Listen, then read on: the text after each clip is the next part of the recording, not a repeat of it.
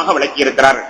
கண்ணியத்திற்குரியவர்களே, இரண்டாவதாக நபிகள் நாயகம் ஸல்லல்லாஹு அலைஹி வஸல்லம் அவர்கள் சொன்ன செய்தி, இன்ன குல்ல ரிபா மௌதுஉன் வலாக்கின் ரூஸு அம்வாலிக்கும் லா தظلمون ولا تظلمون.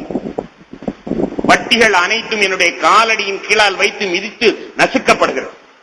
வட்டிகள் அனைத்தும் என்னுடைய காலடியின் கீழால் வைத்து நசித்து மிதிக்கப்படுகிறது என்றாலும் உங்களுக்கு மூலப்பொருள் திருப்பி தரப்படும். நீங்கள் அநியாயம் செய்யவும் மாட்டீர்கள், அநியாயம் செய்யப்படவும் மாட்டீர்கள். வட்டி யாராவது கொடுத்திருப்பீர்களே ஆனால் உங்களுக்குள்ள மூலப்பொருள் அசல் பொருளை தரப்படும். ஆனால் வட்டி என் காலடியில் வைத்து மிதிக்கப்படுகிறது என்று நபிகள் நாயகம் ஸல்லல்லாஹு அலைஹி வஸல்லம் அவர்கள் இரண்டாவது பிரகடனத்தை வெளியிட்டார்கள். கண்ணியத்திற்குரியவர்களே, அன்று பெருமானார் ஸல்லல்லாஹு அலைஹி வஸல்லம் அவர்கள் சொல்லுகிற பொழுது அது அநாகரிகமாக தெரிந்திருக்கலாம். ஏன், சில வருடங்களுக்கு முன்னால் கூட ஒரு நண்பரிடத்திலே நான் பேசிக் கொண்டிருக்கும் பொழுது அவர் வாதாடுகிறார், வட்டி இல்லாமல் உலகத்தில் எப்படி வாழ முடியும், வட்டி இல்லாமல் எப்படி வாழ முடியும், வட்டியை போய் தடை செய்கிறதே உங்களுடைய மார்க்கம் என்று சகோதர சமயத்தை சார்ந்தவர் என்னிடத்தில் கேட்டார். ஆனால் இப்பொழுதுதான் தெரிகிறது வட்டியின் மூலமாக எவ்வளவு பெரிய வீழ்ச்சி இருக்கிறது என்பதை வல்லரசுகள் எல்லாம் உணர்ந்து விட்டன. அவர்களுடைய வட்டி தொழிலின் மூலமாகவே பேங்கை நடத்துகிற காரணத்தினால் 80% பேங்குகள் திவாலாக ஆகிவிட்டன. பெருமானார் ஸல்லல்லாஹு அலைஹி வஸல்லம் அவர்கள் பிரகடனப்படுத்தி 1430 ஆண்டுகள் பிறகு அந்த உண்மையை இன்று சமுதாயம் கண்டிருக்கிறது. வட்டி வீழ்ச்சியைத்தான் தரும், வட்டி அனைத்தும் என்னுடைய காலடியில் வைத்து நசுக்கப்படுகிறது என்று நபிகள் நாயகம் ஸல்லல்லாஹு அலைஹி வஸல்லம் அவர்கள் ஆசையில் அவர்கள் வெளியிட்ட அந்த இரண்டாவது செய்தி உலகமெல்லாம் இன்று உணர தலைப்பட்டிருக்கிறது. கண்ணியத்திற்குரிய பெருமக்களே, வல்லரசுகள் எல்லாம் கிட்டத்தட்ட 240 பேங்குகள் மூடப்பட்டிருக்கின்றன. அமெரிக்காவிலே 240 பேங்குகள் மூடப்பட்டிருக்கிற அதே நேரத்திலே ஷரியத் பேங்குகள் 140 பேங்குகள் திறக்கப்பட்டிருக்கின்றன. ஷரியத் பேங்குகள் 140 நாடெங்கிலும் திறக்கப்பட்டிருக்கின்றன என்ற செய்தியை பார்க்கிற பொழுது வட்டி இல்லாத மூலதனம் தான் உலகத்தில் வாழும் என்பதை நாம் புரிந்து கொள்கிறோம். இந்த வட்டிக்கு கொடுத்தவர்கள் எல்லாம் கடைசியில் வட்டி இல்லாத அரபுகளிடத்திலே சென்று தங்களுடைய பேங்குகளை மீட்டுவதற்கு ஏதாவது உதவி செய்யுங்கள் என்று கையேந்த நிலையிலே இருக்கிறார்கள் என்பதை உலகத்தில் நாம் பார்த்துக் கொண்டிருக்கிறோம். அரபகத்திலே வட்டி இல்லாமல் இருந்த காரணத்தினால் அவரிடத்தில் தான் பொருளாதாரம் இருக்கிறது, எனவே நீங்கள் தாருங்கள் என்பதாக நீங்கள் தந்துதான் எங்கள் பேங்கை காப்பாற்ற வேண்டும் என்று உதவிக்கு கேட்கின்ற அளவில் செங்கை செல்கிற பொழுதுதான் வட்டியின் நிலைமையை நம்மால் புரிந்து கொள்ள முடிகிறது. அன்பிற்கும் மதிப்பிற்கும் உரித்தான பெருமக்களே, எனவே வட்டி என்பது நம்முடைய வாழ்க்கையிலே கலந்து விடாமல் நாம் பாதுகாத்துக் கொள்ள வேண்டும். வட்டி இல்லாமல் நான் வாழுவேன் என்று நீங்கள் அறுதிமான் எடுத்துக்கொண்டு வாழ தலைப்பிட்டீர்களே ஆனால் கொஞ்சம் அல்லாஹ் சோதிச்சு பார்ப்பான், நீ உண்மையாத்தான் சொல்றானா அல்லது பொய் வேஷத்துக்கு சொல்றானாங்கிறது சோதிச்சு பார்ப்பான். சோதிச்சு பார்த்து உண்மையாத்தான் வட்டி இல்லாமல் இருக்க விரும்புறான் என்று தெரிந்தா அல்லாஹ் உதவியை தந்து விடுகின்றான். நாம் வெறும் வியாபாரம் செய்ய வேண்டியதில்லை, வட்டி இல்லாமல் வெறும் வெத்தலை வாக்கு கடை வைத்து பிழைத்துக் கொண்டாலும் கூட அது நிச்சயமாக பரக்கத்தாக இருக்கும். அப்படி இல்லாமல் வட்டியோடு சேர்ந்து நாம் என்ன பெரிய வியாபாரம் செய்தாலும் சம்பாதித்து பேங்கு கட்டுவதற்குத்தான் நமக்கு நேரம் போகுமே தவிர நிச்சயமாக நாம் அதனுடைய பரக்கத்தை அனுபவிக்க முடியாது என்பது உலகறிந்த ஒரு உண்மையாகும். பெருமானாருடைய அந்த வேட்கை வட்டியை ஹராமாக்கிய பெருமானார் ஸல்லல்லாஹு அலைஹி வஸல்லம் அவர்கள் எதுவெல்லாம் பெருமானார் ஹராமாக ஆக்கினார்களோ அதையெல்லாம் விட்டு இஸ்லாமியர்கள் தவிர்த்து கொள்ள கடமைப்பட்டிருக்கிறார்கள். எதெல்லாம் ஹராம் ஆக்கினார்களோ, பெருமானார் ஏன் ஹராம் ஆக்கினார்கள்? அவர்களுக்கு அந்த பொருளின் மீது அவர்களுக்கு ஒரு பொறாமையா, பொருளின் மீது பொறாமையா? இல்லை. ஏன் ஹராமாக்கினார்கள்? எது மனிதனுக்கு இடையூறு அளிக்குமோ அதைத்தான் ஹராமாக்கினார்கள்.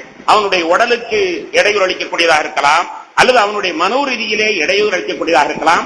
அதைத்தான் நபிகள் நாயகம் ஸல்லல்லாஹு அலைஹி வஸல்லம் அவர்கள் ஹராமாக்கியிருக்கிறார்கள்.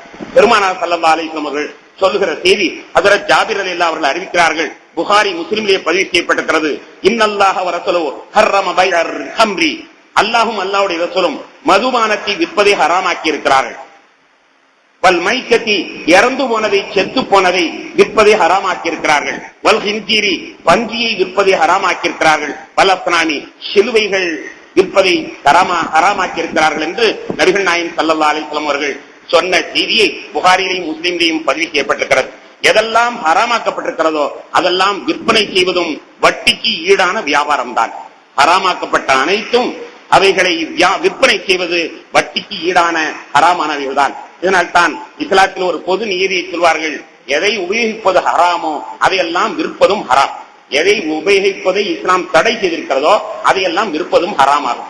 கண்ணியத்திற்குரிய பெருமக்களே, இது ஏன் இங்கே நான் தெரிவிக்கிறேன் என்றால், சமீபத்தில் நான் பத்திரிகையை பரட்டி பார்த்துக் கொண்டிருக்கின்ற பொழுது அக்டோபர் 1ஆம் தேதி என்று நினைக்கிறேன், அக்டோபர் 1ஆம் தேதி பத்திரிகையிலே ஒரு செய்தி வந்திருந்தது. கேட்டமைன் என்று ஒரு பொருளை குக்கரில் இருவர்கள் கடத்தினார்கள். கேட்டமைன் என்ற பொருளை குக்கரில் இருவர்கள் கடத்தினார்கள். என்று சொல்லி அந்த இருவரும் முஸ்லிம் வாலிபர்கள் என்று அந்த செய்தியும் அது மண்ணடியை சேர்ந்த இடத்தில் உள்ள செய்தி என்பதாகவும் அந்த பத்திரிகையிலே வந்த செய்தி உண்மையிலேயே அதிர்ச்சியை தந்தது. அது என்ன கேட்டவன் என்பதை விசாரிக்கிற பொழுது பத்திரிகைகள் நமக்கு தகவலை தருகின்றன. அது சாதாரணமாக மாடு ஆபரேஷன் செய்யும் பொழுது உபயோகிக்கக்கூடிய ஒரு பொருள், ஒரு கெமிக்கல். அது ஒரு கிலோ வாங்கினால் 35,000 ரூபாய் வாங்கும். ஆனால் அதை கொண்டு போய் மலேசியாவிலேயோ அல்லது ஹாங்காங்கிலேயோ கொண்டு போய் கொடுத்தால் 10 லட்சம் ரூபாய் கிடைக்கும். 35 ரூபாய்க்கு வாங்கினால் அதை கொண்டு போய் கொடுத்தால் 10 லட்சம் ரூபாய் கிடைக்கும் அளவிற்குள்ள அது லாபகரமான தொழில் என்பதாக அதை பற்றி சொல்கிறார்கள். ஆனால் அது மிக மோசமான மதுபானமாக, மிக மோசமான மனிதனை கெடுக்கக்கூடிய, அறிவை கெடுக்கக்கூடியதாக இருக்கிறது. அமெரிக்காவிலே அதற்கு பேர் ரேப் ட்ரக் என்பதாக அதற்கு பேர் வைத்திருக்கிறார்களாம். அமெரிக்காவிலே ரேப் ட்ரக் என்று அதற்கு பேர். அதாவது கொக்கோ கோலா பானத்தை பெண்கள் பெரும்பாலும் குடிப்பதில்லை. ஏனென்றால் கொக்கோ கோலா பானத்திலே ஒரு 2 மில்லிகிராம் இந்த கேட்டமைனை உள்ளே புகுத்தி விட்டார்கள் என்றால் 48 மணி நேரத்திற்கு அவளுக்கு உசாரில்லாமல் போய்விடுகிறது. 48 மணி நேரத்திற்கு அவளை என்ன செய்தாலும் அவளால் மறுக்க முடியாது. எனவே பெண்களை கற்பழிப்பதற்கு ஒருவர் அல்ல, 48 மணி நேரம் 48 பேர் கற்பழித்தாலும் கூட அவளால் ஒன்றும் பதில் சொல்ல முடியாத அளவுக்கு அவளை அறிவை இழக்க செய்திருந்த அளவிற்கு கொடூரமான ஒரு பொருள் என்பதை பத்திரிகைகள் நமக்கு சொல்லி காட்டுகின்றன. அமெரிக்காவிலே அப்படி ஒருவர் இருப்பதை கண்டால் அவர்களுக்கு தூக்கு தண்டனை என்றும், இன்னும் ஹாங்காங்கிலே 10 வருடம் அதற்கு சிறை தண்டனை என்றும், மலேசியாவிலே 6 மாதம் சிறை தண்டனை என்றெல்லாம் பத்திரிகைகள் அதை பற்றி விலாவாரியாக விளக்கிக் கொண்டிருக்கின்றன. அன்பான பெருமக்களே, கெமிக்கல் என்ற பெயரிலால் நாம் அதை வியாபாரம் செய்கிறோம். ஆனால் ஹராமுக்கு பட்டு குஞ்சம் என்று நாம் பெயர் வைத்தாலும் அது பட்டு குஞ்சமாக ஆகப் போவது கிடையாது. கெமிக்கலை நாம் கெமிக்கல் என்று பெயர் வைத்தாலும் அது ஹராமு தான். அறிவை கெடுக்கக்கூடியது.